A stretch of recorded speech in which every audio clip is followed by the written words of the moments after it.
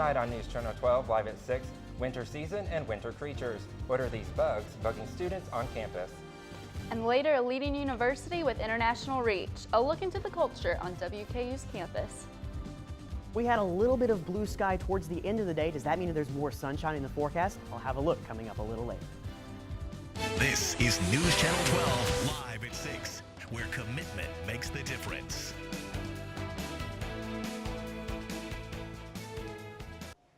Good evening and thanks for tuning in tonight. You're watching News Channel 12 for Tuesday, December 1st. I'm Corey McCauley. And I'm Catherine Gardner. Well, Corey, you know what? I can't believe it's already December. You know, Catherine, I can't either, and it sure doesn't feel like December outside.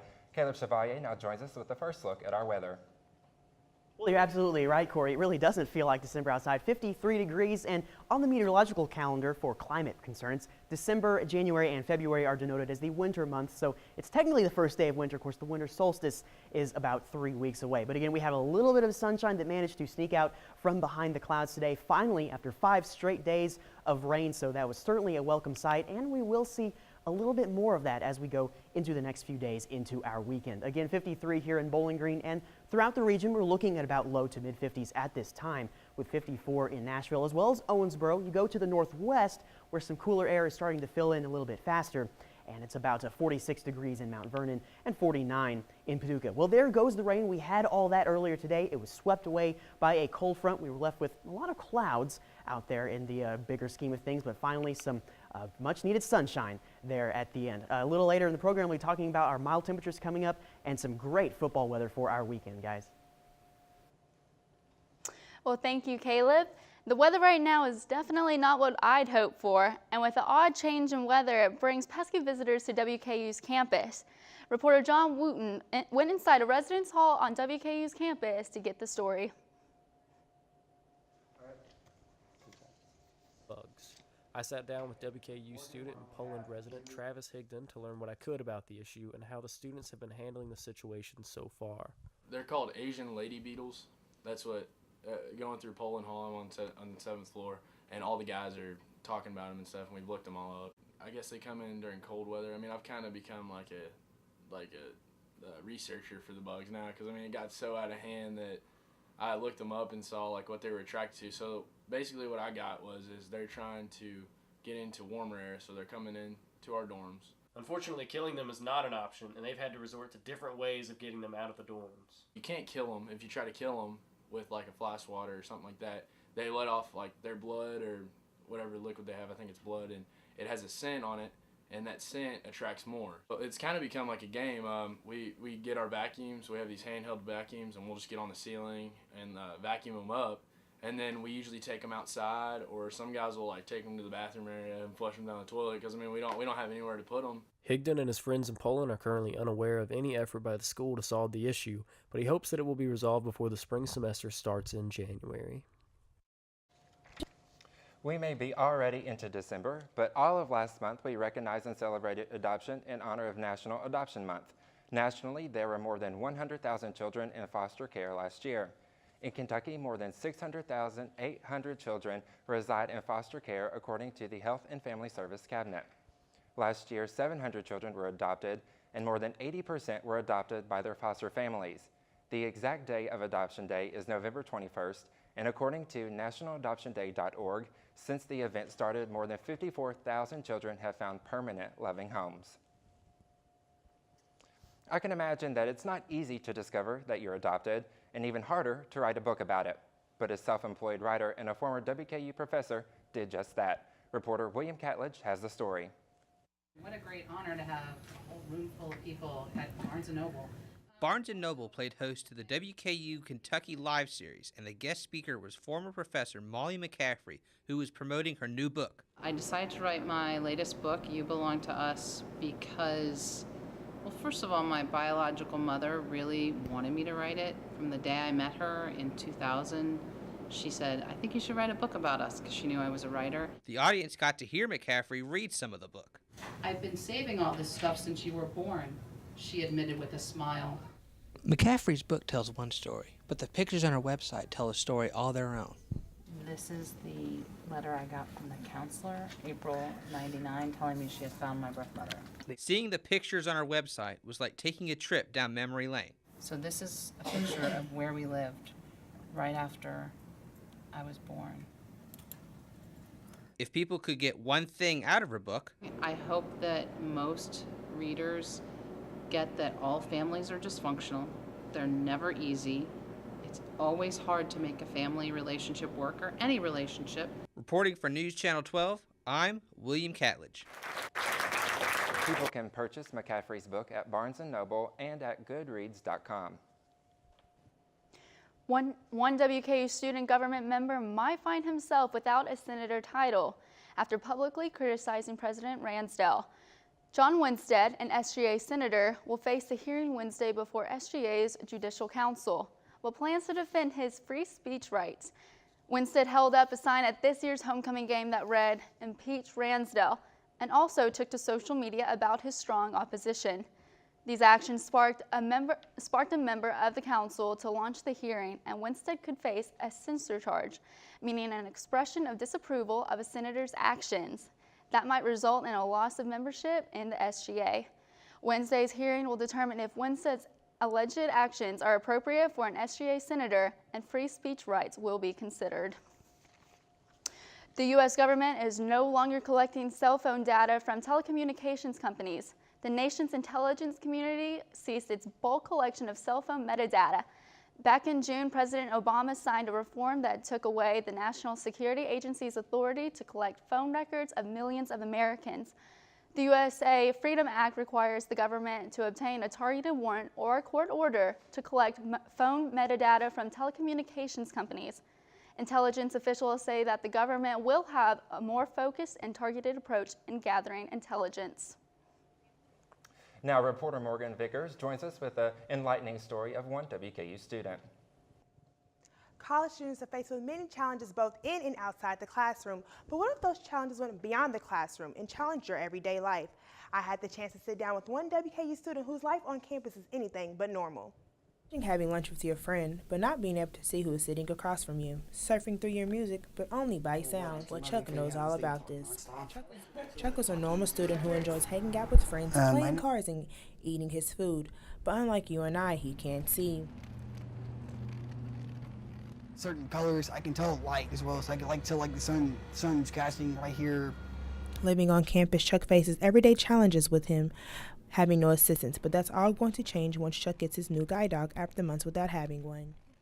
It's kind of difficult because it's like you got used to having the dog and trusting the dog, and kind of like your little best friend almost. And Chuck will be getting his best friend back, and he's very excited about it. Reporting for News Channel 12, I'm Morgan Vickers. It was such a pleasure to meet someone with such a positive outlook on life. And later, I'll bring you an update story on how Chuck's dog is making his way better on campus. Next on News Channel 12, live at 6, what WKU is doing to increase safety measures for students studying abroad. And later, we'll be back with Caleb for a full weather report. There are still many conflicts happening in Syria that are affecting all of the world. The latest news is that President Obama is warning Vladimir Putin to not intervene in Syria. Today at the Paris Climate Change Summit, Obama talked about several topics, with Syria being a large part. And I think Mr. Putin understands that with Afghanistan fresh in the memory, for him to simply get bogged down in a inconclusive and paralyzing civil conflict is not the outcome that he's looking for. Obama is still advocating that the civil war in Syria will end with a diplomatic change to their president and not military intervention. WKU prides itself on being a school with international reach. The university encourages students to study abroad, but the attacks in Paris have sparked concerns with students interested in going overseas. But one of the school's interim assistant director tells us not to let your fears hold you back from an amazing opportunity. You never know when something could happen, and I don't think that should prevent you from pursuing an opportunity to really enrich your education through international experience and exposure to other cultures. Hale also gave us tips to better prepare if you do decide to go abroad. Students Students should study up on the places they'll be traveling to, be well aware of the safety conditions, and to make sure to register for the Smart Traveler Enrollment Program to get emergency updates. Hell also urges students to attend study abroad orientations to be as prepared as possible. Many people have different ideas about cultures that are not their own. WKU hosts events throughout the year to combine American culture with cultures from international students. One event that occurred last week was the hijab event. We have food set up over here. These are women who are really strong, but they're also, I think misrepresented sometimes in the media. So I wanted to bring people together, especially women together, to discuss the hijab. And I also wanted to give that opportunity to discuss women's clothing choices in general, which I believe are really significant. Today we're going to the hijab event. I really like it how, you can share your experience and you can just see different, point of view. This event, we're part of the university and we wanted to be a part of International Education Week. So through this event and through the Globetrot event, we interacted with students and hopefully brought some American students together with international students. So I wanted to bring a non-comfort zone to them. So having the tabbouleh, which is the bulgur wheat with parsley and oil and lemon, and the baklava, which is a sweet. Americans have ideas about people from the Middle East and about people from anywhere, and most of the time they conflate all East Asian countries as China, but whatever set of ideas Americans have about people from other countries, those people have ideas about Americans. I have taught some of them, the girls that was there, how to wear the hijab. That last picture you saw was reporter Devin Hall on the right, who covered the event. WKU is a leading American university with international reach. The school hosts over 1,000 international students from 70 countries. After about 2 months following a shooting, a Chicago police officer is out of jail after posting bail. CNN's Andrew Spencer reports that protests are still happening. Former Chicago police officer Jason Van Dyke walked out of jail Monday night surrounded by apparent supporters. They escorted him past the reporters waiting outside. Van Dyke made bail hours after a judge set his bond at $1.5 million. Van Dyke faces a first-degree murder charge in the killing of Laquan McDonald during a confrontation with police in October 2014. An autopsy showed Van Dyke shot McDonald 16 times. Since the dash cam video was released to the public last week, protests have been a steady reality in Chicago. Those demonstrations have remained mostly peaceful as leaders urge people to stand together. Use your voice and shout it out. Say it's all about unity. It's all about unity. Chicago Mayor Rahm Emanuel is now calling for the creation of a task force on police accountability. His office says it will review the kinds of oversight police officers get and how the city trains them. The move comes as Emanuel finds himself amid a political firestorm over the city's handling of the shooting. Protesters question why the video was kept from the public for more than a year and why the murder charge only came after a judge ordered the video released. For many protesters, that might not be enough. They have called on Emanuel to resign as mayor and for the chief of police to be fired. I'm Andrew Spencer reporting. Coming up next in weather, a full report for your week ahead. And later in sports, find out if WKU rounded up the herd this past weekend.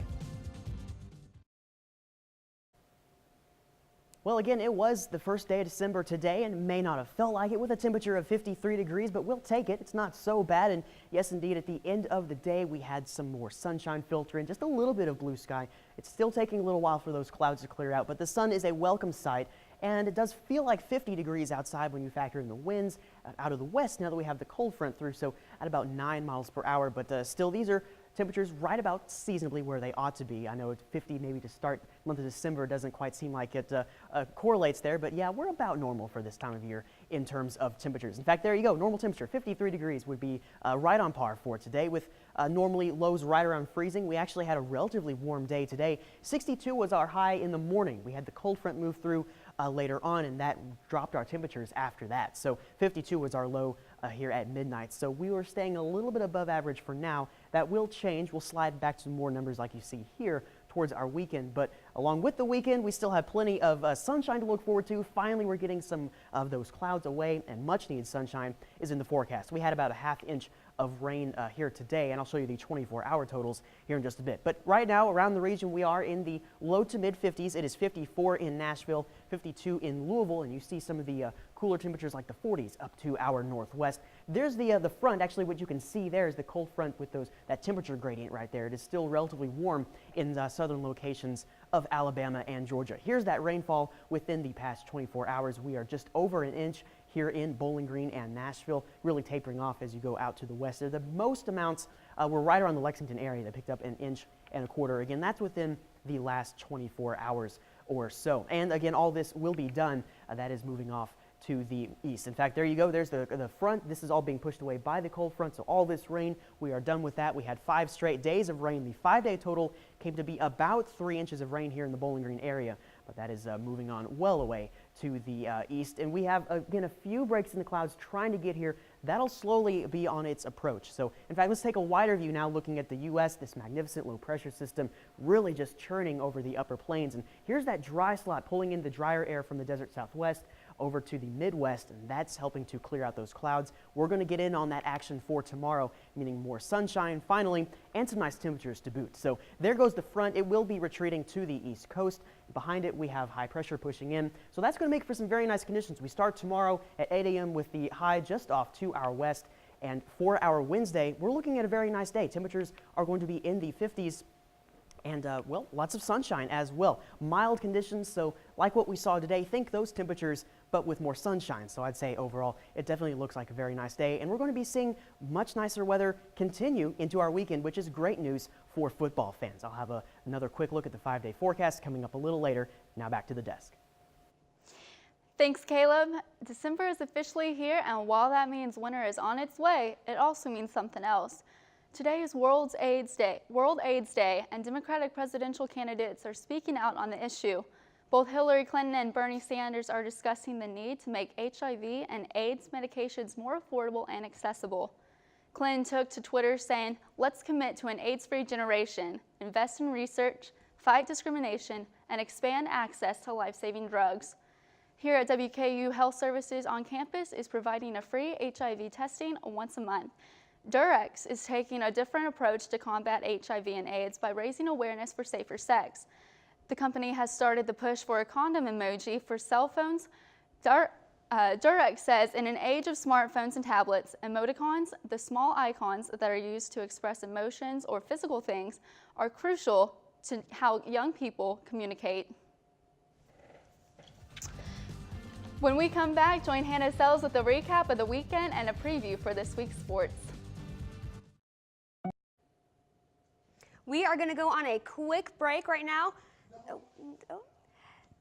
The Hilltoppers opened a can of tail whipping on the Thunder and Herd this past weekend. 3 plays in 44 seconds is all it took for WKU to take the lead and run the game's first touchdown. And as soon as Marshall got on the scoreboard, the Top said, "Not today." Western Kentucky continued to lead 35-14 at halftime and coasted to a sweet 49-28 victory.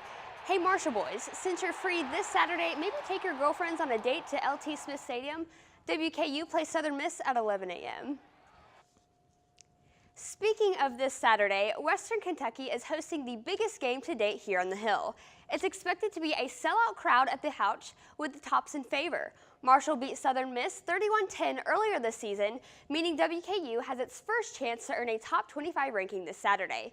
Skip Holtz, head man of Law Tech, said Southern Miss was the dark horse in CUSA. If you're a Vegas bettor, WKU currently sits at a 7.5-point favorite. Although many trips to Florida are pleasant, the WKU men's basketball squad had quite the different experience. After making the trek down to Estero, Florida for the Gulf Coast Showcase, the Hilltoppers returned home over the break with a negative record in the tournament outing. The boys in white dropped their first game by 2 to Drake in overtime after a second-half drought, but rebounded in game number against Central Michigan, stopping the Chippewa by early 30 points, leaving them to play Duquesne for 5th place in the tourney. Despite Justin Johnson's strong offensive effort after putting up 21 points, the Hilltoppers fell short, leaving them 1-2 in the tourney and just at .500 on the season. Now returning home from the Thanksgiving venture, the team hit the Diddle hardwood in just a few minutes as they play host to Eastern Kentucky. Tonight's matchup is the 155th meeting between the two teams, but it's just the first time since 2007. The Hilltoppers lead the in-state series 111-43, with the 111 wins being the most against any single opponent. Tonight's ball game will be the first out of a 4-year series. The Colonels are currently riding a 5-game win streak while also scoring over 90 points in their last 4 outings. The Hilltopper defense will be put to the test tonight. The game tips at 7 sharp. That's all the sports now I have for tonight. Be sure to tune into the Extra Point Thursday at 6 for more. We'll be back after break. Decorating for the holiday seasons is always a fun time, but it can also lead to dangerous situations, as this time of year is known for many house fires. The National Safety Council published tips on precautions you should take.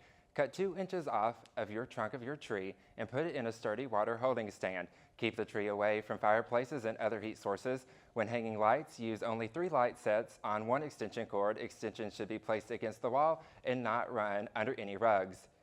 Now we're going to take it to Caleb Chevalier, and he's going to have a look at our last weather. Yeah, let's go ahead and take a quick look at that 5-day forecast, which shows a welcome spree of sunshine. Looks great. And for the football game, 55 degrees. Really couldn't ask for better weather in early December. It's going to be a great day to go out and support the Tops at Houchins-Smith Stadium. All right. Well, that's all the time we have tonight, but I also want to say tonight is a very special News Channel 12.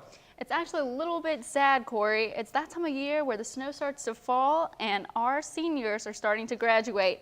WKU School of Journalism and Broadcasting has prepared 4 of our amazing seniors to go out into the real world. We've enjoyed having you all around, so thank you so much to Dan Blommel, Arden Gregory, Caleb Chevalier, and Dominique Gates for all of your hard work. Good luck out there. But before we go, we'd like to wish a happy 36th birthday to Big Red today on the Hill. And for the last time in 2015, NC12 is signing out.